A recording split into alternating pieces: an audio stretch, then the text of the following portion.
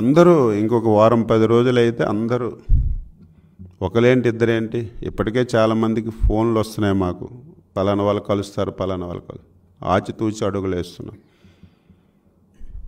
చాలామంది.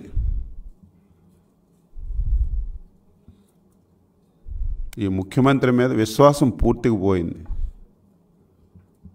దానివల్ల అందరూ ఒకలేంటి ఇద్దరేంటి, ఏదో లిస్ట్ అన్నాడు చూసావా, మళ్ళీ తాడేపల్లి పిల్లిలాగా మళ్ళీ వెనక్కి వెళ్ళిపోయాడు. మీరే రాశారు, ఈవేళ నిన్న పేపర్లో కూడా రాశాడు, గందరగోళంగా ఉంది, ఇప్పుడు కానీ రిలీజ్ చేస్తే పార్టీ మొత్తం గోవింద గోవింద అయిపోతుందని భయపడినట్టుగా ఉంది. మీరు రాసిన విషయాలు చెప్తున్నాను.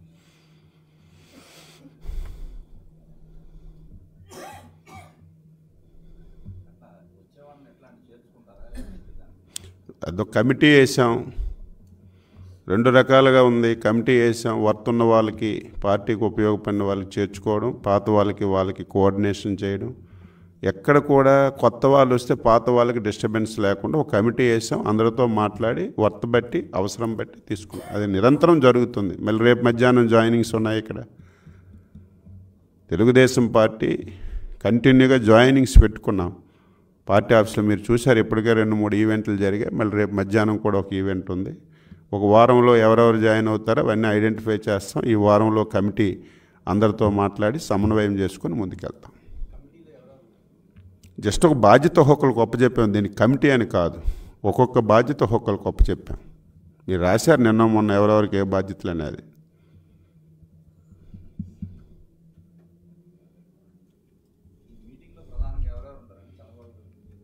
లోకల్ లీడర్స్ ఒక పార్లమెంట్ యూనిట్ ఇది. లేదు నేను టైం ఉంటే వెళ్తుంటాను, కానీ అధ్యక్షుల వారు ప్రధానం. ఒక పార్లమెంట్ ఒక యూనిట్, పార్లమెంట్లో ఒక అసెంబ్లీలో చేస్తాం. ఆ పార్లమెంట్లో అన్ని నియోజకవర్గాల నుంచి ప్రజలందరూ హాజరవుతారు. 2 కలిసే, కానీ కలిసి ఎప్పుడు ఏ సమావేశాలు జాయిన్ అవుతారనేది ఇంక చెప్తాం. కలవాలి కదా, అందరం కలిసే కదా చేస్తాం.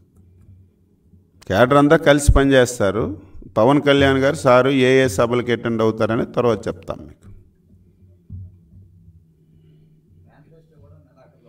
అది కూడా నెలాఖరు, అది ఎక్కడ చేయాలనేది డిసైడ్. సపరేట్ మీటింగ్, ఈ మీటింగులతో సంబంధం లేకుండా ఎక్స్క్లూజివ్ మేనిఫెస్టో మీటింగ్ ఒకటి పెడతాం. అది ఎక్కడ పెడతామనేది చెప్తాం. ఆఫ్టర్ పొంగలే ఉంటుంది అది ఆల్మోస్ట్.